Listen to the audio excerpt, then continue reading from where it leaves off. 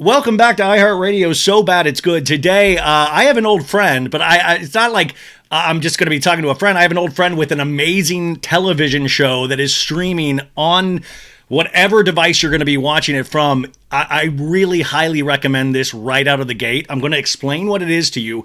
And then not only do we have my friend who is a star of it, but we have one of the other stars of this here as well. So it is double trouble today. Let me tell you about this show a little bit because it's truly, it's hysterical.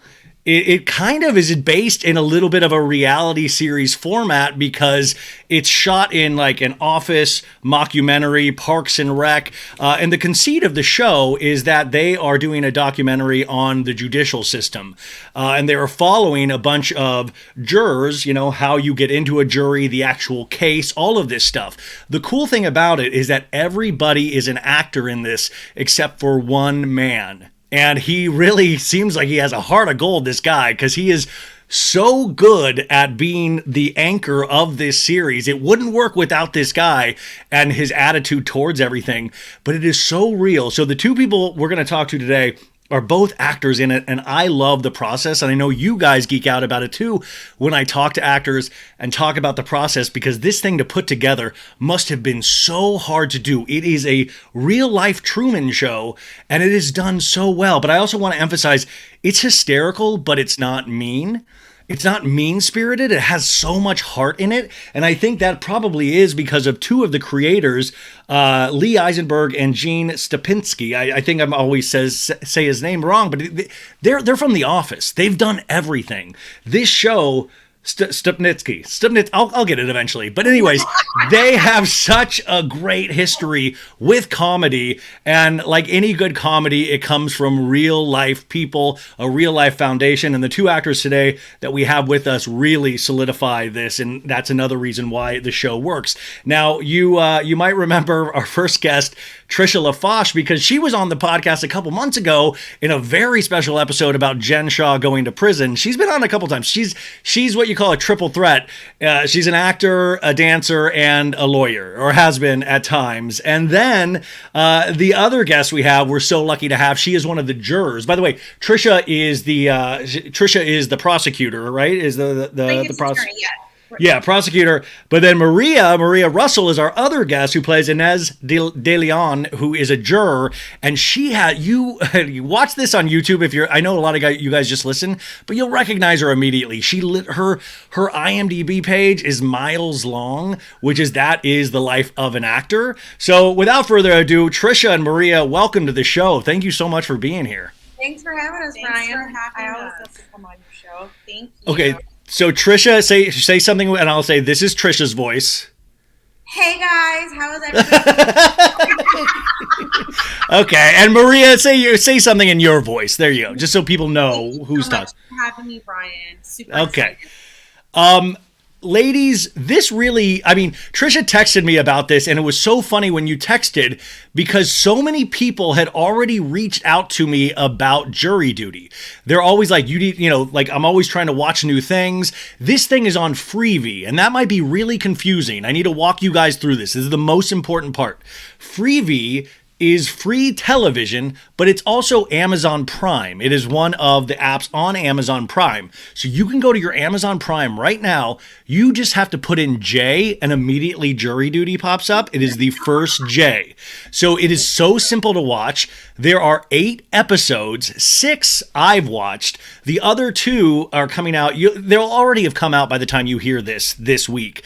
You can watch all 8, and I'm telling you, you will binge this show, but it is super easy to watch. So Trisha and Maria, did you guys know each other before this process? Yeah. Okay. And you're in the same room, so obviously you sort of like each other still. Yes, and we hung out last night. Yes. So yeah, we love each other just a little. I can tell. No, this is good vibes. By the way, I just said good vibes. I shouldn't say this as an older man. I hate saying vibes. I got to get that out of my... I'm going to say gaslight now, too, and just really do a really horrible... So, you guys are actors. I've known Trisha for so long. Trisha's been in Mad Men. Trisha's been in Garden State. Trisha's been in all of these things. And Maria, you the same. But when, this thing I try to explain to the actor's life is that you just have auditions day in, day out. Hopefully, if you're lucky, you don't get to choose what you audition for. Can you take us through the casting process for this, for each of you guys, how you initially got the audition and the audition process? So, for me, some actors get the illegal breakdowns. I am not one of them. Too. And the morning that the breakdown for my role, Deborah, the plaintiff's attorney, who was described as, has a chip on her shoulder, willing to do anything to win. And it said that you had to have a legal background in order to audition for the role. And my phone just started blowing up. Everyone's sending me this. And then the next thing was, I was like, oh my God. And then I was like, oh my God, I have to get in on this.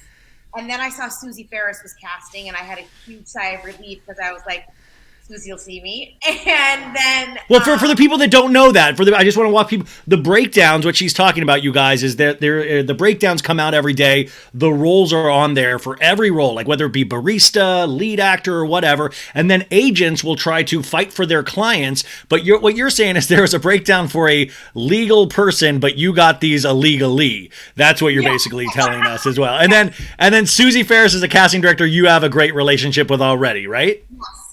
Yes. Okay. So did you call her directly? No, I didn't.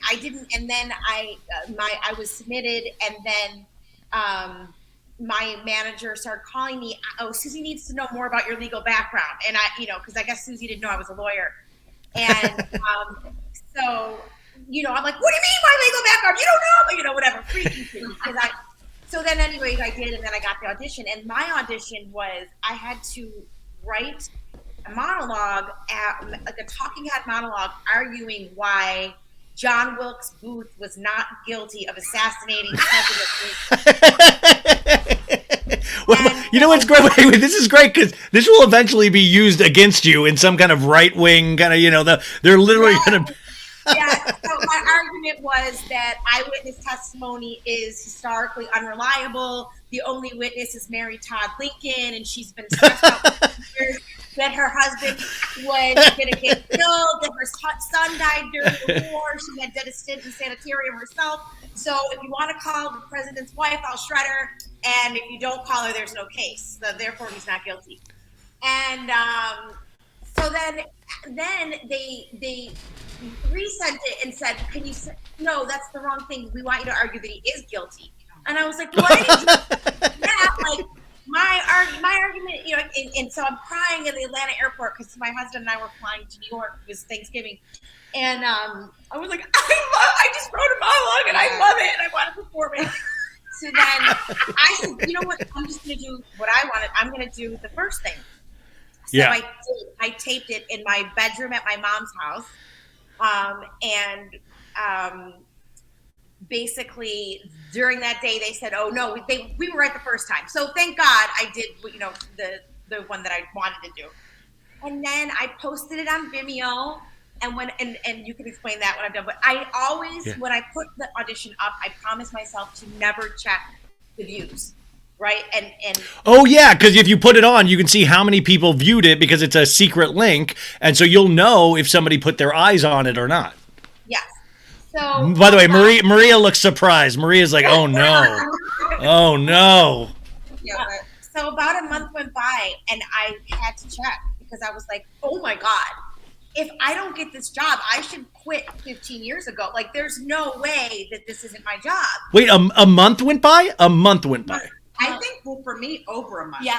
No, but this is a month that I checked the video. Maybe it was over a month. It was over a month. I go, and it's hit like 12 or 14 views or something. I'm like, that's not even a callback? What are they doing? Making fun of me? Like, what? How is it? Why did you want 14 times? And then, like, 2 days, or maybe, like, it was either the next day or the day after that, I got the message saying that I was pinned. And then the next day I got the message saying that I was approved by the studio and going to network, and that Yeah, was you it. guys, there's a whole approval process that is so annoying for the actor, because being pinned usually just means they check your dates, you're on hold kind of, but that also means they've probably put somebody else on, pin them as well, and then you have to get approval through studio, network, all of these things. I'm not sure how it totally works with streaming, but it's a really horrible process that the actor usually 66% of the time loses that opportunity. But also, wait, I guess it would be great if Maria said, "Oh, they just gave me the role. I didn't even have to wait a month." Like, I was like, it's, wait, did they, wait. I was like, maybe, but I don't. Maria, what was your? I mean, did you have to? Because you're a juror. So what was your audition process like? Well, the crazy thing is that I've been doing an off-Broadway show called the Latina Christmas Special, and I had just gotten back from New York, and I got this huge audition. So it wasn't lines, we had to do two characters within a specific piece of material and the situation of, and I was like, oh my God. And I had a show the night before, and I'm like, how am I going to do this? I'm like, now, bitch, you're going to do it. You're going to do it. So the next morning, it was due the next day, like the evening, right? So I'm like, okay, suck it up, Buttercup. Let's do this. So I go to my go-to characters. One is my chola, the other's my stripper girl. And so could we see both of those, please? Yeah, let's do two through the door. Yeah, I'll show you later. And I had two of my friends that were in from New York, and I was like, oh my God, is this okay? And it was so fast, but I just came up with it like on the fly, a quick, mini monologue of each. Yeah. They were both in my bones and sent off, but again, not on Vimeo, and no illegal breakdowns. Yeah, she got the real breakdowns. Yeah. And then again, as an actor, you audition and you hope and pray for certain things, but I've already come to things where I'm like, no, I have to leave it. And I left it, and I'm like, okay, it's done, because it's been already now over a month. Yeah. And then I called that I booked it, and I was like, shut the well, that blows me away, though, because I'm still also just what she meant, you guys, by I gotta put it away, is that sometimes you live with this hope and all that stuff, and it's really unhealthy because, for an actor, you're just trying to get opportunities, so you're looking for the next opportunity and not living in the past. Or that's, by the way, I always say actors have heard more inspirational phrases by the age of 30 than some people do their whole lives. Right. Like, you have to be like, it's the direction the water is taking you and all of this crap, but It's really insane. And for the people that know us and are around us, because they're always having to read with us and put us on tape. But I'm shocked that you guys didn't have to see if you could work off each other improv-wise? I think so. It's not bad. No, it just is. It's a fact. We're pretty sure that we are the only two that were cast off tape. And Kirk. That didn't, and Kirk. Who didn't ever meet with the director. So the judge taped, but then he met with Jake, and I think the defendant also, Ben, he taped and then met with the director. Ourselves and Kirk Fox, we were all just booked off tape. Kirk Fox is a great stand-up, you guys, and he was one of the. I recognize so many of them, but he was the only one that I was like, oh, I know exactly who that guy is. Yeah. Oh, and James Marsden, by the way, plays James Marsden. I'm assuming James Marsden didn't have to audition to play James Marsden, but zero. he got pinned to play James. I'm sure that was probably. They probably went out to a lot of successful people, but he's excellent as James Marsden, or this version. He's so good in the show. Everyone's so good. Deliciously good. We're not bragging by saying, because of what I wanted to tell you was that the other jurors did focus groups. So they went, even in the pandemic, in person and all improv at a table. And they had a double mirror, like a focus group would, and the creators on one side. So a lot of them did go in person, and maybe Edie was cast off tape too. Now we're diluting our power. But anyway, I don't. You don't think so? Okay. Anyway, I don't know. Well, the trap of this, I would imagine, even in auditioning is, and then in regards to actual production, is going too far, is pushing the character too hard. You know, it's like you guys all, there are so many moments, and so many of the jurors especially, there's some insane things. Like one lady keeps falling asleep, so then she starts taking like bathtub meth, and, you know, but she plays it beautifully. Like it is so, like, at no point was I ever like, come on. Like, it was, every time it would go too far, it would come back to some sort of reality. There's a juror that's one of my favorites that was wearing the what is it? The chair shorts. The chair. This guy. Assuming, like, he's an amazing improver. Who's not really been on TV before. You know, his first job is and sketch artist. His first job is as a series regular where he's like stealing the show, and he's so kind and unassuming. He has no idea. Like, everybody's like, "Oh my God, we're blowing up on TikTok," and he's like, "That's probably cool," but he's a kid. It's not like Susan is. She's a riot. I can't even. Susan is Barbara. Barbara is Susan. There's no. If you want to go through everybody, Yeah. I mean, you know what? Actually, because I want to sell the show, but at the same time, I'm kind of geeking out because I watched all of this. Like, so I'm geeking out as a fan of this show. But I'm telling you, you guys would do the same once you see this. Like, it is really one of those things you cannot just watch one episode. I do want to say just a special shout out too. It's like the judge, Alan Barinholtz. The judge is so judgy. He is such a judge. He is such a, like, we're going to recess for 40 minutes. You know, like, it is so non-assuming. Okay, wait, before I go into the characters, though, what was the process of getting you guys all together and all of the rules that had to be in place? Because they sequestered the jury. It was supposed to be a week-long jury trial, and I believe it's over 3 weeks you guys were doing this? 3.5 weeks, yeah. So just so you know, we did not know what we booked once we booked it. We were told we booked a loosely scripted mockumentary a la The Office, a la The Talking Head. Yeah, right. So then we had 2 weeks of rehearsal. I'll let Maria talk about that because I don't want to talk too much. But I just want to say that they were like, "Oh, we're gonna have a meeting with the legal team," and I'm like, "Great!" And so they're like, "Okay, we'll Zoom it. It's gonna be you, Alan, Evan, and the director Jake." I'm like, "Amazing."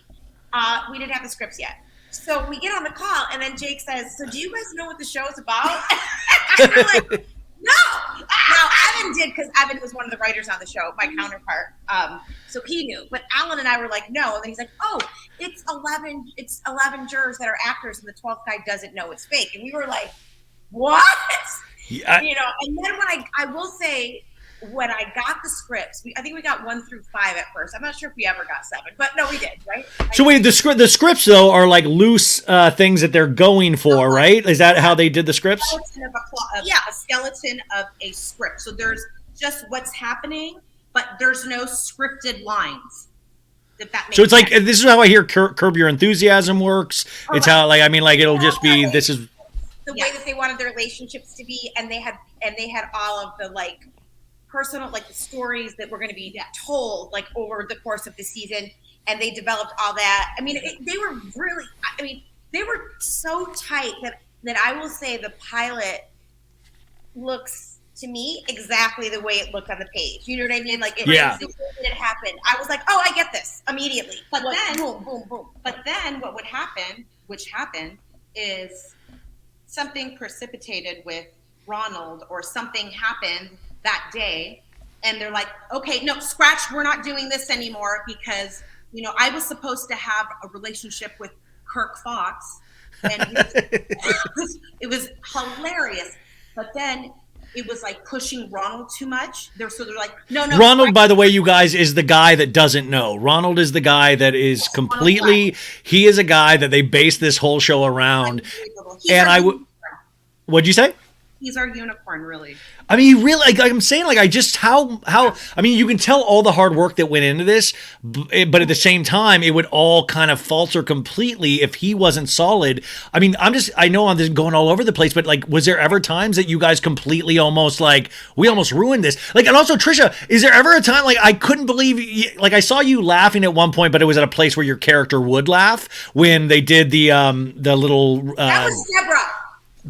Sorry, your character Deborah, but it was when they were showing their video of it on Fortnite, and it was hysterical. But like, how did you not just? I mean, even rehearsing with people, I would sometimes just like crack up if something's so ridiculous and something's so real by the reactions. Did you guys? How close did everybody come to blowing this? Okay, so when we first had rehearsals, I'm not a stand-up comedian. I'm a comedic actress, but I don't do stand-up comedy. Like, hey, yeah. The first days, I'm like, oh my God, what am I doing here? They're gonna find me out. Kurt was doing stand-up, so was like other I'm like, oh my God, I'm gonna cry. I'm like, oh my God, what am I doing here? Like, you're gonna find me out. I'm gonna get fired. That's the bottom line. We were all horrified to blow it. You know what I mean? My God. But mistakes that, like, Marston did not know anyone's real name. Because he was like, I'm not learning about the jurors. He was like, I'm not learning both your names because I need to call you by your character's name and the story. You know, because it did happen. Yeah. Oh, you guys accidentally call. Well, that I mean, okay. So in terms of like so they sequester the jury, but like, did you guys have to go like sneak away and rehearse at night? Like, were you guys wearing an earpiece and all that? Because you know when you're changing things on the fly. So nobody on the jurors. I was the only one that was wearing an earwig. So that was and on the legal team, me and Alan, you and Alan. And let me tell you, for me, as exhilarating as this experience was, it was also very stressful because there was a lot of things that I had to ask of Ronald to do in order for the story to move along. Yeah. I didn't. I was like, oh my God, I was like, oh my, and I would go, I could see myself sometimes because we would sit there for hours and hours. You only see minutes, but we would be there for hours and hours. That's what I was wondering. Like, how do you do this all day long? And like, we see these episodes move so quickly, but I imagine there's so much time that we don't see just to make sure it's real. So much time in between. And that's Lord. The thing is that, so we would get there before him. At what time? Oh. And then we would have the team meeting in the morning, and our executives would review like how they think yesterday went, and like, I mean, they were all so nice and amazing. Kind and supportive. Yes. I don't want to say that like they reviewed how yesterday went. Yeah. Like, but then they would talk about the day, and like she said, if they felt Ronald was suspicious or getting triggered because they were so. Mm-hmm. I love that you said that it's not mean because that was a big thing with the our creators were like, it's not a prank show. Like this is not what we want. We want a hero's journey. And we're kind of taking a little bit of a hit for that from some critics who think that because it's not mean-spirited, what's the point?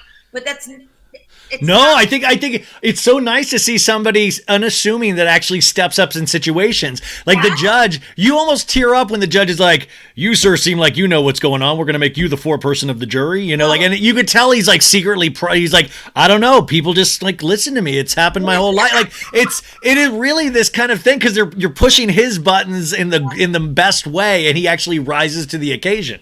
And that's what I was going to say too, is that our director would be like, okay, everybody keep doing what you're doing. Go to the limits. Go as far as you possibly can, but no further, except for you, Trisha, because you're the reason he's still here. Like because he would say, he's a really smart guy. Because you hear him say during the show, like, this is crazy. Like, this can't be real. But then he would go to court all day long and see witnesses. So that would he'd be like, but she's real. Yeah. And the judge is real. You know what I mean? So that was a very, very sobering thing for him. But they even take the jurors on field trips that relate to the case.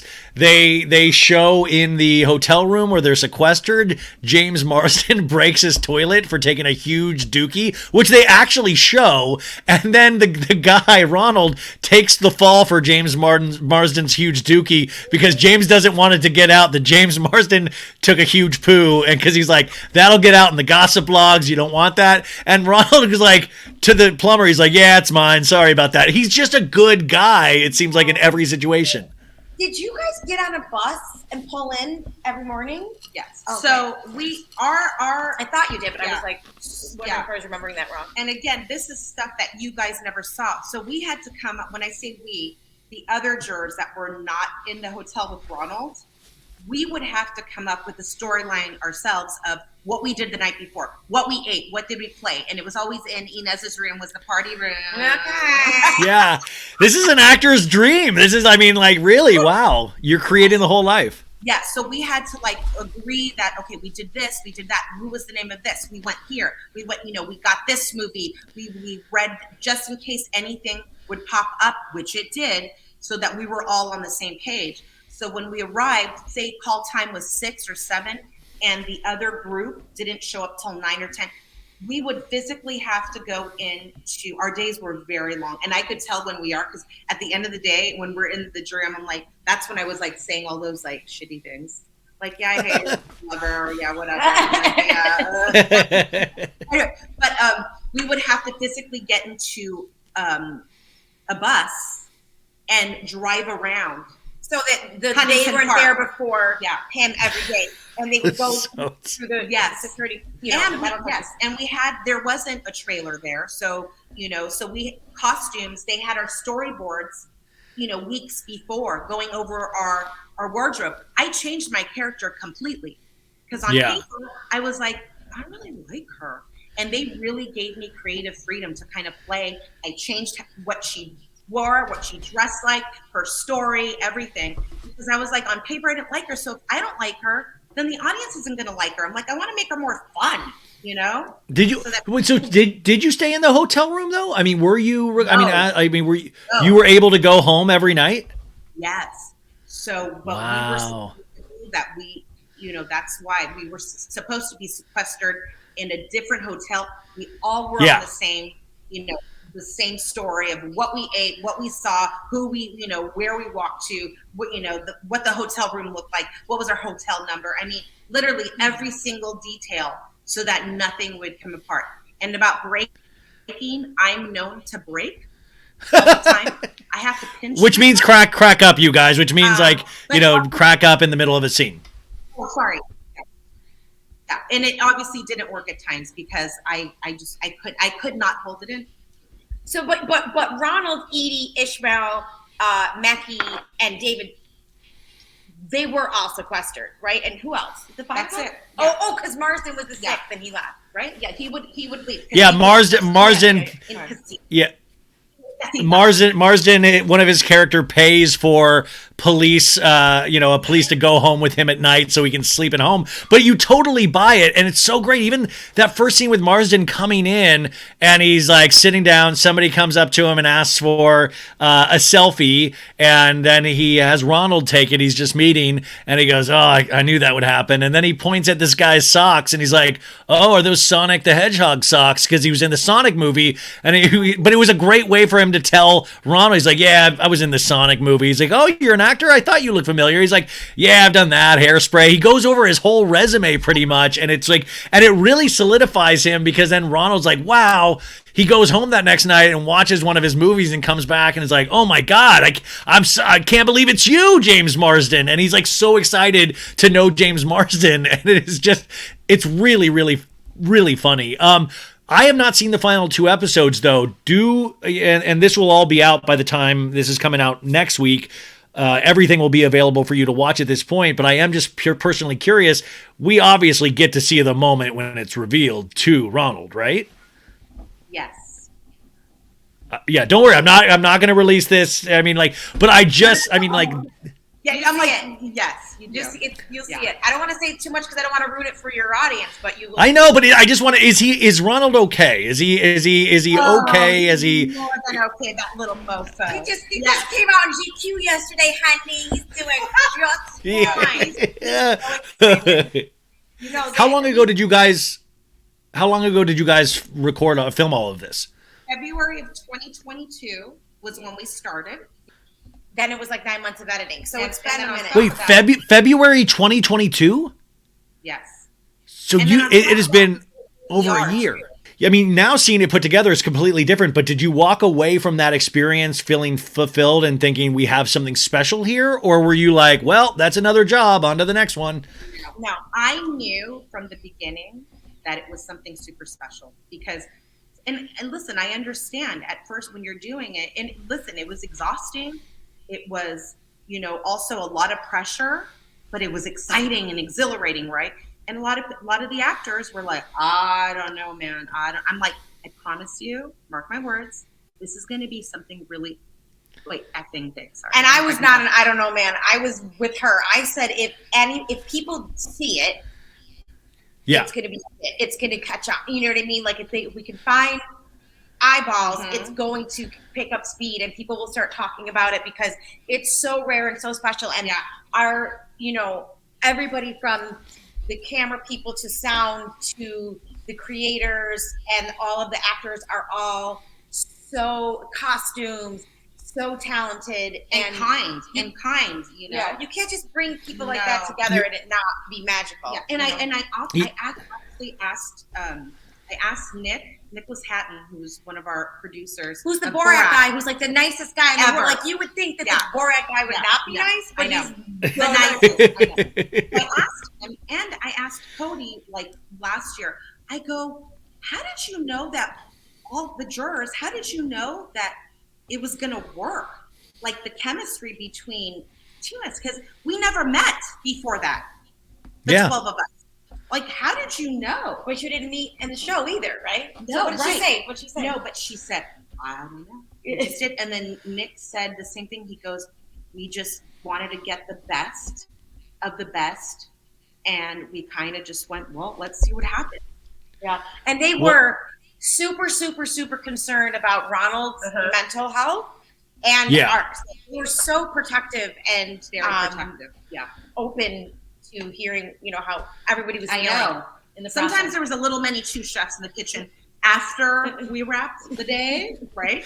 But I just hope Ronald doesn't get a big head and think this is how easy acting is. He's like, I hope I just stumble into my next acting role. Maybe it's happening right now and nobody's telling me, Not be mistaken.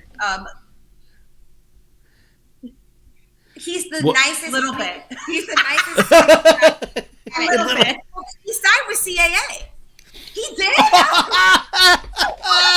CAA, oh my God. Guys, CAA is one of, if not the biggest agency in town. And that's, guys, because he really wasn't an actor. He was like a contractor or something like that. And this was on Craigslist. There was I think the ad was on Craigslist. They were filming a documentary about the judicial system. And I think they even play his tape at some point auditioning for this and, or not auditioning, putting himself I'm interested to be a part of this project, but he was not an actor. He definitely doesn't come off. I just want to read you this. I literally got this DM last night after my friend Erin goes, she DM'd jury duty on Amazon, must watch. And I didn't write her back because I didn't want to spoil it and say you guys were coming on, but I'm getting DMs like that and people telling me about this show. So I think it's working. Well, that's the other thing. So you guys know, Maria, man, I'm telling you, your IMDb is just so full. You got The Mentalist on there. You got, what was it, Tacoma. You have so many acting roles, but it is so nice, I would imagine, for one to get kind of a little bit of a buzz and everybody kind of excited around it. And also, this is one of those shows, I know I'm over talking, but I just want to sell this so bad to you guys, is you can feel like you're a part of this. Some shows are so hyped up and Marvel movie and all of this stuff, but you can discover this. You can show this to your friends and family. You can go out there and sing the praises of this show because it really is on par with things like The Office, Borat, things that I really, really love. What is it like though now to kind of start, from the people, there's some really heavy hitters that I'm noticing championing this show. Is that just blowing you guys away? It is. Yes. Yeah. It's kind of wild because, and I don't want to sound like I'm bragging, but it's the truth. And the reason I'm saying this because it's very, it's an odd experience because before I'd get wait, you look familiar, right?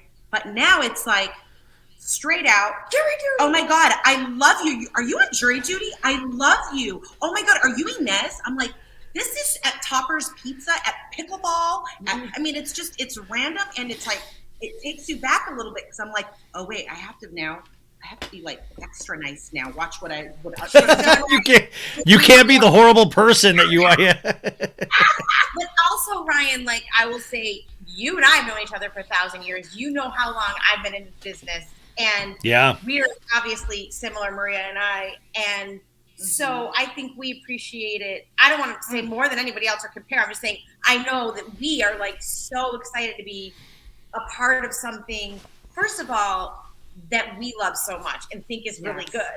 And second of all, for people to be talking about it is like so cool. Like, it's just, we feel so humbled. My get red, you know what I mean? Like, just because, just so like, that's what I try to explain. The life of an actor, it's like really the life of a journeyman, and it's really one of those things, as you get deeper into it, sometimes you question why you went on that journey. And so it's really nice to have these victories to show how these people have been talented the whole way through. It's just now there's like a really cool opportunity. By the way, Trisha's character's hair is like wild. Like, you have the full do. Like, I was like, whoa. I was like, she has like a full red mop of hair on the left side of her shoulder in one of the, I was like, wow, look at you. Did they make you guys do all your own? Did they make you do all your hair and makeup? Yes, because it's supposed to be realistic. And I was like, from the beginning, when I was talking to Jake about my character, and obviously, I mean, so much is cut down, like even like I'll tell you later, but like even bits that went on longer that were so funny.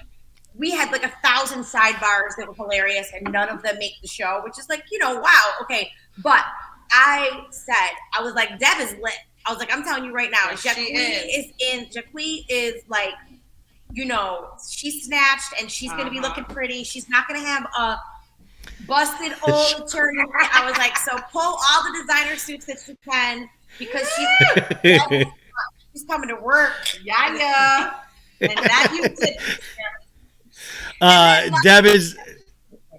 Deb is the person you represent in the show, correct? Well, I'm Deb. That's why I said Deb is lit. Sorry, sorry, Jacqueline. Yeah. That's what happens when you speak in the third person. Our backstage. We met in Ibiza. Like, we partied together. Like I'm my friend thinks that she's very star effort-y. The thing I keep thinking about, and it's like, I hate that I already go here, but you're like, damn, this is like Halley's Comet. It's like, it only comes around once every so many years. Cause I'm like, could they do a second season of this? Like, in what world could you do a second season of this? But I was really trying to like, cause I was trying to think of an example. Like, I remember an old reality show back in the day on Fox called Joe Millionaire, where they completely punked this one guy, I believe it was, that all of these women wanted him. It was like a really insane show on Fox, and they really couldn't do more than one season of that. They tried and it failed, but I'm like, could you see a world in which they could do this again? And and I know you're actors, so you'll say yes to anything. You're like, yes, but could they? Has there been any talk about, well, what could we do this again? Like, in what world could we do this again? There was some talk that randomly I had a conversation with one of the Borat guys who's so amazing, and he mentioned that there was some talk, but you know how it is, like, superstitious wise, I'm just like, until they call me and offer me, I don't know. Not even then. Exactly. Right? But listen, my husband is pitching like all these different scenarios for season 2. Call Cody and tell her. I'm like, I'll call Cody and I'll tell her. Well, no, because I was, in my dumb head, I was like, you know what? Why don't we just make this a series like The Office? Then I'm like, oh, they can't be on a jury for 6 seasons, because each one of these characters, I will say, once I watch those final 2 episodes, I will miss them. Like, I will miss that kind of interaction. It really was so well done. I don't want to get into as much specifics because I want you guys to watch it, but I do want, as we start winding down here, just because you have had long careers as actors and you're still insanely young, so I want to put that in there as well. You guys started when you were like 8, but what has been your worst audition story as an actor? These are like, actors usually have something that they're like, this was the worst experience I've ever had. Do you guys both have those? Sure. Yeah. Sure. Or on set. Or you could do either. What is the worst? Have you been fired? Like anything? I have a show that. Can you say the show? Or no. You don't have to say. You don't have to say the specifics. Of the show title. I'm just curious because like one time I did an audition where I didn't get the scene until the very last minute. I got the wrong sides. I went in there and I found out while I was reading that I died in the scene by like a grenade, and I didn't like. I was so dumb and young that I thought I couldn't. I just thought the show must go on, so I went in there without reading it, and it was for Jerry Bruckheimer. And then halfway through, I read it and I go. And I just jump off my chair and fall. And literally, the people in the room went like you could. They were like, you heard the like they were laughing. And this was it was black. This was for Black Hawk Down. That's how long ago it was. And I didn't know. Oh, I was fresh off the boat. I didn't know that you were allowed to be like, I didn't get these sides. I just thought I was like, well, in the theater, you got to go. And it was the worst experience of my life. Do you have any horrible experiences? You were like, oh, I was just with Jerry Bruckheimer, but I'll be with him next week. You know what I mean? Like, this is my own time, Jerry. Yeah. It happens all the time, you know? Yeah, exactly, yeah. It's hard to tell this story without revealing what I was on, but I'll try. Was doing a scene on a really fancy show, and wait, audition? No, or you were working. She booked it. And the guy in the scene, the scene was about me. Let's be honest, okay? The scene was about me, and the guy in the scene, other guy in the scene, kept getting like noted, and wonderful director kept asking him to walk away and say his line over his shoulder, but not turn back. And every time he just kept turning back, walk, turning back. So I had a second AD with me, and I go, frick, I go, this show, people would pay to be on this show. Where did they get it? So then he left, and I was doing another scene, and the first AD came over and said, are you glad so-and-so's gone? And I was like, oh my God, did I have a hot mic moment? And then I was like, no, they're not. No. So then on the way out, I walk up to my second, and I go, you ratted me out. She goes, no, I didn't. I go, yes, you did. Because the first AD walked up to me and said, and she goes, okay, I did rat you out, but I had to because he did pay to be on the show. Some kind of like auction thing. And he auctioned. He did pay out of like a walk-on roll, and she thought it was so funny. People would pay to be on the show. Oh my God! By the way, Real Housewives of New Jersey. If anybody's watching that, I know you guys listening are. They had a big argument about the being called a rat in Jersey is the worst thing you can ever call a woman. Trisha, do you agree? I mean, listen. You know that they're taking it too far. Like they take everything too far. But it being called a rat in the context of a snitch is definitely bad. However, they're all rats, so I'm not really certain. They're all horrible. Yeah, decided to isolate this one girl and be like, "Oh, you're a rat," and it's like you literally, your job is to go back and tell each other what the other one said, and then see where the chips fall. So But Trisha, by the way, watches these reality shows, so she knows. And by the way, she's a Staten Island girl herself. So, Maria, what is your worst experience, if you may share? Oof. Thank God I only had one. Thank the Lord. That's all we need. That's all we need. Yeah, and it didn't happen till God. It was like in 2018 or something. Okay, so I booked this. Really great role on a really great show with a really amazing team. It was a pilot and got picked up. And I auditioned for it, and then I booked it. And then we had a table read, and I never get really starstruck. But I did because I was like, okay. I was like,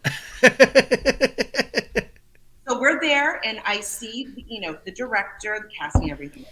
So they had the opportunity to see if I was doing something that they didn't like, that they liked, or whatever, right? Because when I did the audition, I owned it. She was fabulous, and it was set in the 80s. I was so excited. Got it.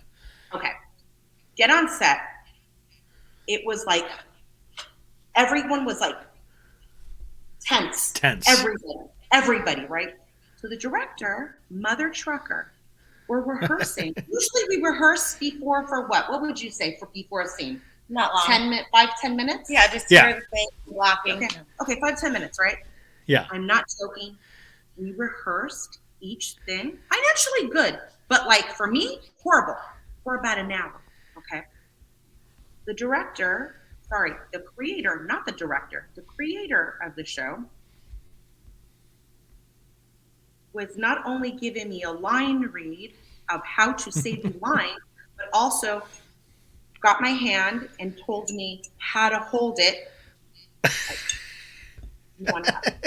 There, I swear, like right there, and then like he was manipulating everything. Can I put this down? Yeah, you can. Because who does it? We were rehearsing for an hour, and then it was Stanley Kubrick. Yeah, and then the star of the show was a "See You Next Tuesday," and rehearsing, and then I'm like, "Bitch!" I was thinking, "My bitch, this is what I do. I do comedy. Do you do comedy? I don't fucking think so, you fucking bitch." For you now. Oh, really? Okay, well, that was perfect. Listen, once again, the show, you guys, is Jury Duty. It's Amazon Prime. It is so easy to find, but that is going to be your job, is to find this. I will help walk you through this. Just email me or DM me, but it is really worth the watch, and I want as many people to know about this as possible. This is like an easy recommendation. You know, like when your friend says they're into something, and then you have to go watch a shitty improv show, and it's like, oh no. This is like where you're like, this is like you're watching, you're like, oh, it's so refreshing when something is just good, and you're like, oh, and then you just start watching it because you really like the show itself. This is that show. And for you guys, especially because you're so inundated with Vanderpump Rules nonsense right now, break it up. Watch this show. It is a perfect blend of reality television and scripted television. It is the perfect hybrid. Maria Russell, Trisha LaFache, what's next for both of you guys as we end? What we got anything up and coming? Yes, so season 4 of Tacoma FD will be released this summer. So that's on FX, correct? What's that? Is that FX? It's on True TV, but now True TV. Yeah, so True TV, HBO Max, and something else because I was just told that there might be a little switch. I don't know, but yes, True TV for now, and it's our. And those are the Super Trooper guys, right? Is that the team on there? Yeah, it's real. They're amazing. What are you doing, Trisha? Premiere of their movie last night at Quasi, actually. Really funny. I am awesome. Directing a lot. I am directing a play this summer in Salt Lake. I just directed a pilot that I am editing, and I just co-directed a music video for India called Karma. Oh, India to Beaufort? Yes. Wait, yeah. India's doing music now? She does music, and she had like a hit song called Crack that got placed in a lot of TV shows and man, I'm so out of the loop. Stuff. And so this is her second song. But you know, she's on Night Court, and so she. Yeah, that's right. I know she's on Night Court. I didn't know she was doing like music and music videos and stuff like that. Yeah, so that's amazing. We're just finishing that up too, and I have another true crime podcast coming out because you had me on your show for my first one. Yeah, so I'm sure you'll come back on the show to talk about that as well. What is this true crime? What is this true crime pod about? Oh God, it's called The Unexpecting, and it's not as comedic as Healed, but it's a real story that happened to this farmer guy in Pennsylvania. But yeah, it's wild. Okay. Wild. Well, I will definitely we'll definitely promote it here on this show. But you guys, thank you so much for just a joyous interview and a joyous viewing experience. The world is both of your oysters. You guys have such great energy. I really, really appreciate you even doing this and taking so much time with us. I know the audience will geek out because they really do love behind the scenes stuff, and it is so great to it's just so great. Thank you so much for sharing your stories today.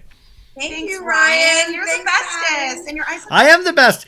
By the way, yeah, Trisha, wait, you're directing? Wait, this is the normal actor thing. Where's my audition, huh? That's what actors do. I'll hire you in a second. Can we? Is there like a podcaster or something? Anyways, I wouldn't even read you, friend. perfect. I'll do a monologue about how Abe Lincoln deserved to perish. I'll talk to you guys next time.